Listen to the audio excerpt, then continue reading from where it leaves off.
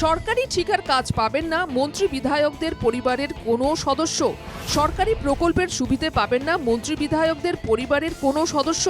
মন্ত্রী বিধায়কদের নিয়ে নতুন আইন প্রণয়নের কথা ভাবছে কংগ্রেস।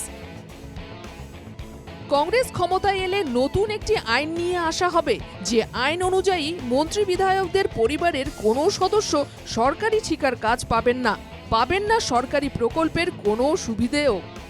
বৃহস্পতিবার এটা ঘোষণা করেছেন প্রদেশ কংগ্রেস সভাপতি গৌরব গগৈ। আমাৰ চৰকাৰ অহাৰ পিছত আমি এটা আইন আনিম বা বৰ্তমান আইনৰ য'ত সংশোধন কৰিব লাগে আমি সেইখিনি কাম কৰিম, যাৰ ফলত যে কোনো মুখ্যমন্ত্ৰী, মন্ত্ৰী বা বিধায়ক তেওঁলোকৰ পৰিবাৰ, ভাই ককাইক যে চৰকাৰী কামত সোমাব নোৱাৰে, চৰকাৰী ঠিকা নাপায়, চৰকাৰী আঁচনি সুবিধা ল'ব নোৱাৰে, তার বাবে আমি এটা আইন আনিম। এখানেই শেষ নয়, খোদ মুখ্যমন্ত্রীকেও এই আইনের আওতায় নিয়ে আসা হবে বলে স্পষ্ট করে দিয়েছেন প্রদেশ কংগ্রেস সভাপতি। গীরগাঁৱত বিজেপি বিধায়কৰ পৰিবাৰৰ নাম আমি নিজে দেখা পাইছোঁ, কেন্দ্ৰৰ চৰকাৰী আঁচনিত মুখ্যমন্ত্ৰী পৰিবাৰৰ নাম।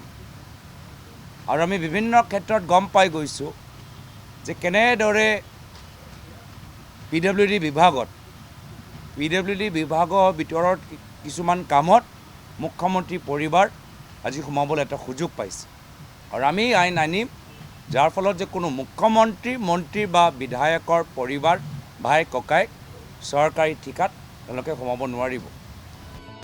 গৌরবের মতে পরিবার কেন্দ্রিক রাজনীতি অনেক হয়েছে, কিন্তু এখন সময় পরিবর্তনের। নতুন বৃহত্তর অসম গড়ার সময় এখন। অসমৰ জনসাধাৰণে বহুত বছৰ এনেকুৱা দেখিলে, এই ধৰণৰ ৰাজনীতি দেখিলে। এতিয়া সময় হ'ল নতুন ৰাজনীতি, সময় হ'ল নতুন অসম, নতুন অসমৰ বাবে। প্রদেশ কংগ্রেস সভাপতির নতুন এই পদক্ষেপের পর কি প্রতিক্রিয়া দেন মুখ্যমন্ত্রী, এটা হবে তাৎপর্যপূর্ণ। কারণ মুখ্যমন্ত্রীর পরিবারকেই কাঠগড়ায় দাঁড় করিয়েছেন গৌরব। জুবিন গার্গ ইস্যুতেও মুখ্যমন্ত্রীকে এক হাত নেন গৌরব। সিঙ্গাপুরের করোনার্স কোর্টের রায়ের পর কে মিথ্যা বলছেন এ প্রশ্নও তোলেন প্রদেশ কংগ্রেস সভাপতি। গৌরবের এইসব অভিযোগের কি জবাব দেন মুখ্যমন্ত্রী, দেখার বিষয় হবে এটা। Bureau report, NKTV Bangla.